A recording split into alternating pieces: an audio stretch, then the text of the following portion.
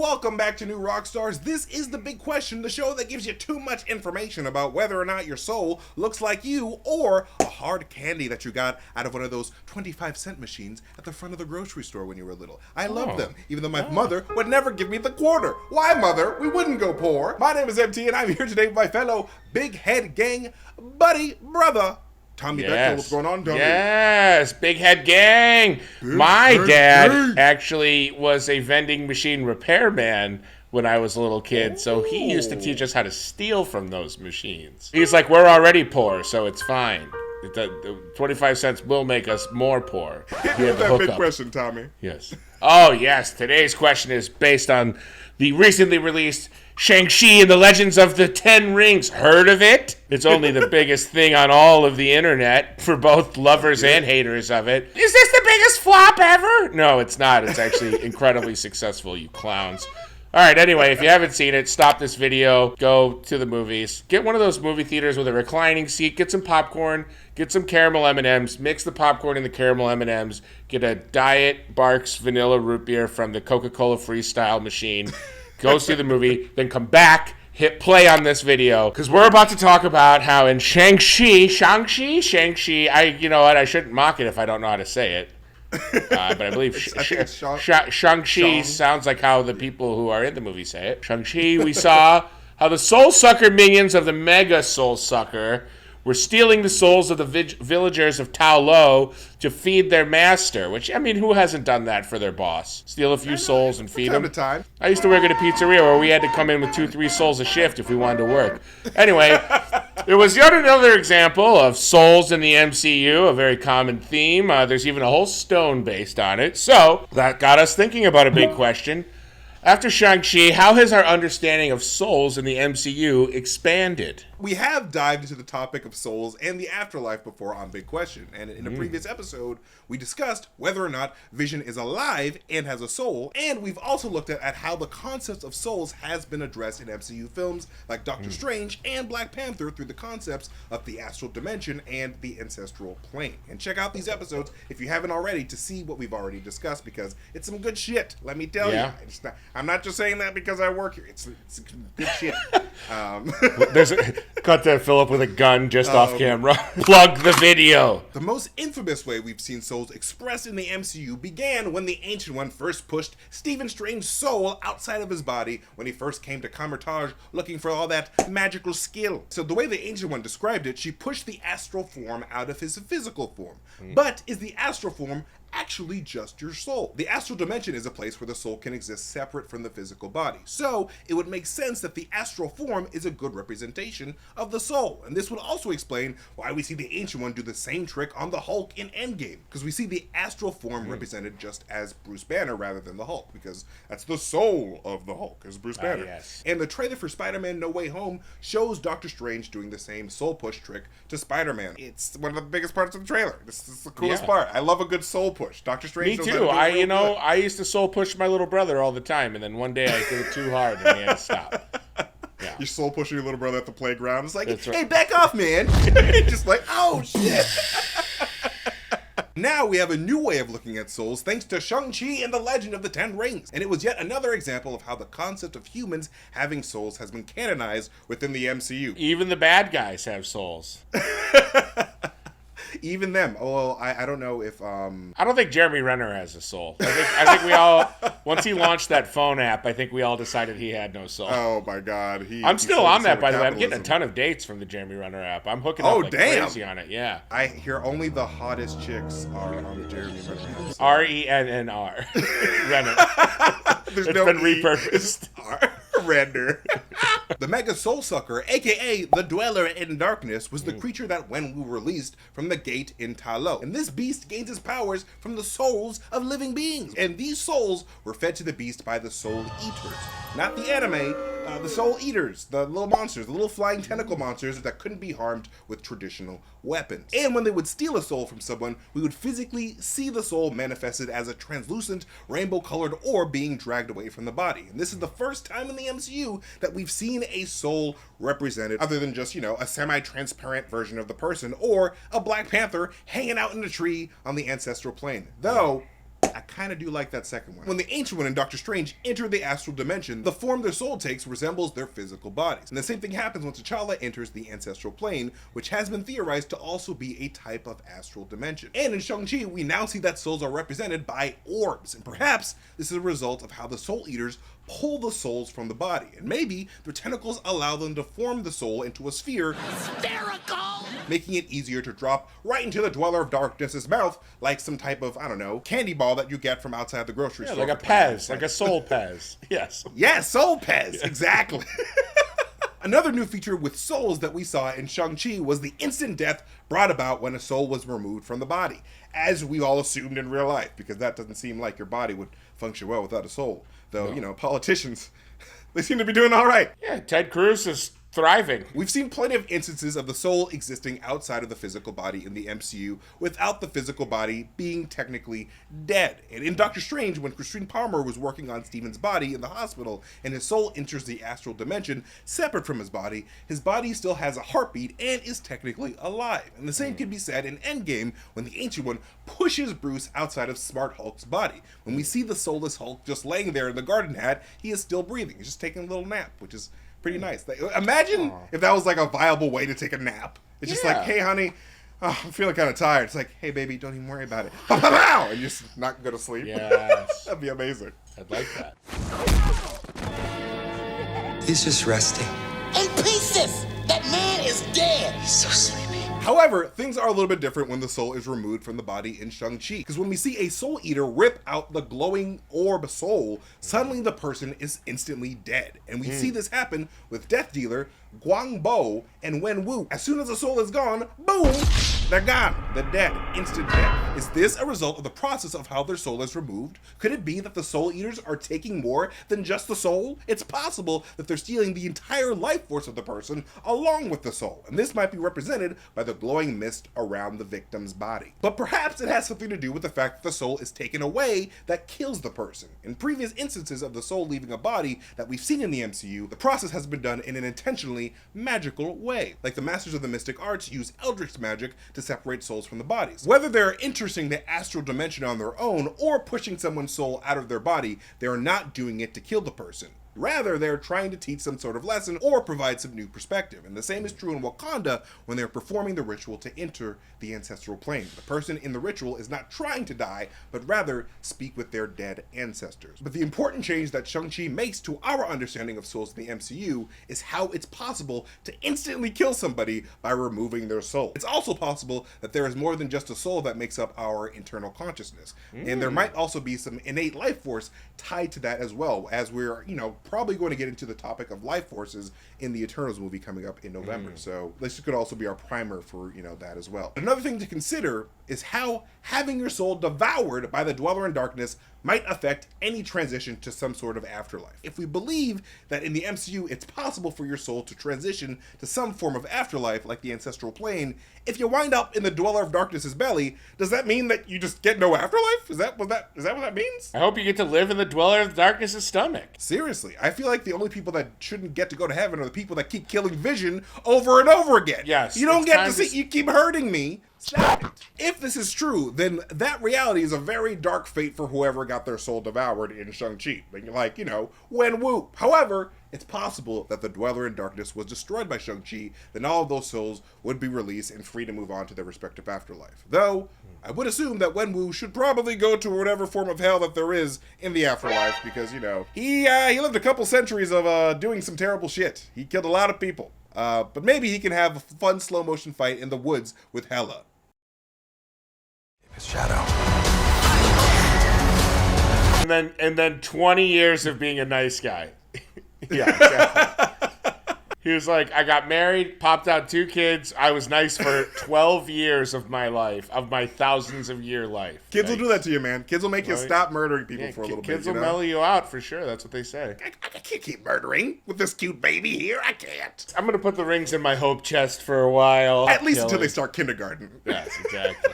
But we did also have another piece of MCU content released recently that we should also consider when talking about souls, because in episode 4 of What If, we saw what would happen if Doctor Strange's heart was broken instead of his hands. And during this episode, we see the Ancient One speak to Strange after she had already died. She appears through a portal and has the same translucent appearance that we often associate with the astral projections that we've seen before in the MCU.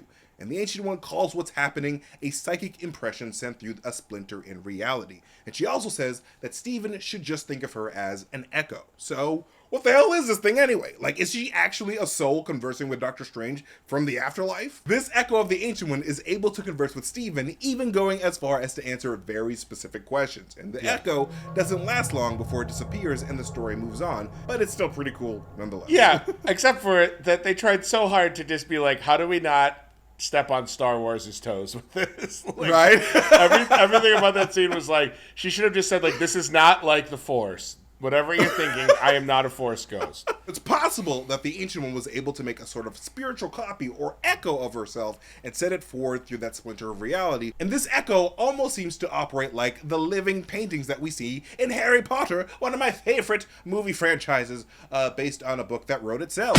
And the subjects in these paintings are enchanted and are often able to converse like their actual physical counterparts, even going as far to use catchphrases the actual person would use. However, there was a limit to how in-depth of a conversation a real person could have with an enchanted painting. The enchanted paintings are able to exist well beyond the life of the painting subject. So, the Ancient One's echo is not really the Ancient One's soul, it's more of like a pre-recorded AI that disappears once it has served its purpose. Yeah, so there you go. That's pretty much the lowdown on souls in the MCU. And I really like, especially with the echo part of, like, you know, that was introduced in What If. I really hope that they go into the concept of echoes, and maybe Strange could, like, have a conversation with all the past Sorcerer Supremes, like Avatar The Last Airbender style. Yeah, that'd be pretty cool. Really dope.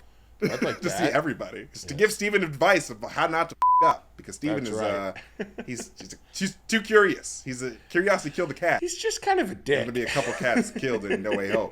Let me tell you that. That is it for our first question, but be sure to head on over to newrockstarsmerch.com to check out our latest merch, including our latest Obsession shirt inspired by Shang-Chi. Like, it's literally super dope, and it is the 8th design in the latest Obsession line of collectible shirts by New Rockstars. Each shirt design is selected by the New Rockstars team to celebrate what we're obsessing over right now. And on the collar is a numbered shirt label to identify the collectible shirt as unique in the exclusive series. And this is now issue number 8. So once this shirt goes out of stock, the number will be forever retired from the latest Obsession lineup forever. So, like, you only have one chance to get the number for the shirt. And we've got a whole line of Suicide Squad merch and a Spider-Man No Way Home inspired shirt and a bunch of other great gear. And grabbing something from newrockstarsmerch.com is an awesome way to support this channel and to show the world that you love your favorite fandom. And it's just a great way to meet new nerds, because everyone be complimenting on these shirts, man. Like, every time I wear this Loki shirt, like, it's always like, oh my god, where'd you get that shirt? And it's like, newrockstarsmerch.com. What are you, new? What are you, a peasant? Get away from me. I can't wait till Comic-Cons come back and we can all wear our new Rockstar shirts at them and smile at each other like people who own Mustangs that give each other thumbs up on the highway. That's what it's going to be exactly. like for me. Before we dive into our bite-sized questions next, some words from the folk that help bring Big Question to you. Folks like Coinbase. Lots of folks feel crypto FOMO, the fear of missing out on cryptocurrency, and it can feel like a secret or an exclusive club that you're locked out of. But Coinbase believes that everyone, everywhere should be able to get to the door. So whether or not you've been trading for years or are just getting started, Coinbase can help. And Coinbase offers a trusted and easy to use platform to buy, sell, and spread cryptocurrency. And they support the most popular digital currencies on the market and make them accessible to everyone. And they offer portfolio management and protection, learning resources, and a mobile app so you can trade securely and monitor your crypto all in one place. Millions of people in over 100 countries trust Coinbase with their digital assets. And whether you're just getting started or searching for a better way to access crypto markets, start today with Coinbase. Sign up at coinbase.com/bigquestion for $5 in free Bitcoin. This offer is for a limited time only, so be sure to sign up today. That is coinbase.com/bigquestion. The NFL season has started and teams are back out on the gridiron. DraftKings, the official daily fantasy partner of the NFL, is putting you in the center of the action for week 2 of the season. new customers can get a free shot at millions of dollars in total prizes with their first deposit by signing up using the code BIGQUESTION and get in on the action right now. It's simple. Just pick your lineup, stay under the salary cap, and see how your team stacks up against the competition, and do exhaustive research and pick the most probable winning lineup, or just pick the guys you like to watch to play. Feel the NFL action like never before with a free shot at millions of dollars in total prizes. So download the DraftKings app now and use the code BIGQUESTION. And this week, new customers can get a free shot at millions of dollars in total prizes. So enter the code BIGQUESTIon to get a free shot at millions in total prizes with your first deposit. That is code BIGQUESTIon. Only at DraftKings, the official daily fantasy partner of the NFL. Minimum $5 deposit required. Eligibility restrictions apply. See DraftKings.com for details. All right, Tommy, I got a bite-sized question for you. Ready for this one? Oh yeah, my chompers are ready. Yum, yum, yum, yum, yum. Let's do it. Nom, nom, nom, nom, nom, nom. So Tommy, we're the Flora Colossus, Groot species, made from a piece of Yggdrasil, the world tree. And this is from Crispy Chrissy on Discord. Ooh. Thank you, Chrissy. Yes, thank you, Crispy Chrissy. I hope she's the crispiest. I can't wait to get nice and crispy tonight. Groot species, a.k.a. the Flora Colossi, are anthropomorphic tree species living on Planet X. I'm from Planet Triple X because I'm naughty and I'm nasty. Oh shit, the State of the Union. I'm from a very small town where we pick apples. We don't know too much about their species compared to a lot of other fleshed out, no pun intended, species in Marvel Comics. What the comics do tell us is the Flora Colossi are strong and durable plant-based beings capable of healing themselves through cellular regeneration. They are ruled by an elite monarchy known as the Arbor Masters. And the species passes down accumulated knowledge and experience of generations through a process of photosynthesis. How about that? Photosynthesis. What if we could just learn through photosynthesis? Photosynthesis. Instead of going to stupid school. School is stupid. I want to learn from the sun. Exactly. I'm not going to college, Mom. I'm going out in the sun. This photonic knowledge makes the Flora Colossi incredibly intelligent. Those are some smart trees, my friends. Now, as for them being made of a piece of Yggdrasil, it's hard to say. For example, there is likely no physical Yggdrasil holding the realms together. At least certainly not one that is a giant tree. Rather, Yggdrasil is a concept to describe the cosmic cloud of stars that connect the 9 realms. Basic stuff. However, it is possible that the recently introduced Ember of Genesis could have played a role in the creation of the Flora Colossi. The Embers of Genesis showed up in episode 2 of What If? Ellipse question mark. And appear to have no equivalent in Marvel Comics. According to the episode, they come from an ancient supernova, and they have the power to heal a dying planet. Well, for God's sakes, send us some of those embers, because it is flooding in the Bronx, okay? We saw how they quickly grew huge. I'm not making a joke out of that, by the way. I'm terrified. We really do need those Embers of Genesis. Oh, my God. That is an Avengers level threat. So it's fine, though. I'm sure it's fine. We should just keep drilling in the Gulf. We saw how they quickly grew huge, plant-like stalks on nowhere, when Nebula tossed them into Cull Obsidian's mouth. Could we soon learn that the Embers of Genesis were the original source of the Flora Colossi? It's possible, my friends. That was a great bite-sized question, and I'm certainly filling up, but I'm not completely full yet, MT. Toss me another one of those bite-sized babies. Tommy, who was the first villain Spider-Man faced in the comics? And this is from Steel Force Corn on Twitter. Thank you, Steel Force Corn. A lot of butter to get that corn down. In the Amazing Spider-Man Volume 1, Issue 1, Friendly Neighborhood Spider-Man faces his first big foe. The color-changing, dastardly palette of evil Chameleon. This villain impersonated Spider-Man and did a bunch of bad stuff around New York City, making our hero look bad, which is just a jerk thing to do. This would set the precedent of people not trusting Spider-Man for years to come. Isn't that just the backbone of Spider-Man comics, is that everyone doesn't trust him no matter how much good he tries to do? Chameleon, a.k.a. Dmitry Smerdyakov, originally had no real powers. He would use makeup and elaborate costumes to impersonate people, along with a belt buckle that would emit a gas that enabled him to mold his facial features. I mean, that's pretty cool. Over the years, the belt buckle got upgraded over and over to make it more impressive technologically. Eventually, Chameleon powers up and gets his skin cells mutagenically altered by a special serum. I wish I could have that. This, along with some memory material fabric, allows him to physically shapeshift to resemble anyone. It's also later revealed that he's the half-brother of Kraven the Hunter. Oh, 23andMe can do anything, right? Oh my God. Bringing people together. What's interesting is that Chameleon may have already been revealed in the MCU. In Spider-Man Far From Home, the mysterious chaperone accompanying the group that is secretly working with Nick Fury and Maria Hill is named Dmitri. And remember, as we said, the Chameleon's real name in the comic is Dmitri Smedyakovov. Smerdyakovov. And remember, as we've already mentioned, the Chameleon's real name is Dmitri Smedyakovov. And in the film, the Nick Fury and Maria Hill that he is working for are actually the Skrulls, Talos and Soren. So it's possible they are making Demetrius Smedyakovov in the MCU a Skrull rather than a shape-shifting human. The director, John Watts, was even asked about this character specifically, and he said, we're not specifically saying he's the Chameleon, but we're not saying it. So that's a non-answer. I guess we'll just have to wait and see if good old Dmitri shows up again and whose side he's working on now, because if there's one thing we know about chameleons, they don't stay the same very long. I'm Tom Bechtold. This has been Big Question. All right. Wonderful. Yes. That was a wonderful response. But I do love the idea that the Chameleon could have some ties to the Skrulls, because if this Chameleon was a Skrull, that would be pretty cool to have that integration. But because the MCU is this heavily science-based universe, it'd be cool if they were to take a Skrull during Secret Invasion, dissect how the Skrulls shapeshift, and have Chameleon sort of adopt the Skrull science into how he does his thing. So it'd be a good way to follow up the whole Skrull Secret Invasion thing. Yes. With Chameleon. But that was amazing, Tommy. Thank you so much. My pleasure. It is time for my favorite part of the show. It's time for the box of scraps. A box of scraps. Now, Tommy, since we got Shang-Chi dealing with the concept of the soul and all this stuff, it's got me thinking, Tommy, what would be your idea of the perfect afterlife? Oh, the perfect afterlife. Oh, well, that's a pretty heady question, I mean, it is. We're talking a day to day. I'd say for me, I'd simply like to wake up.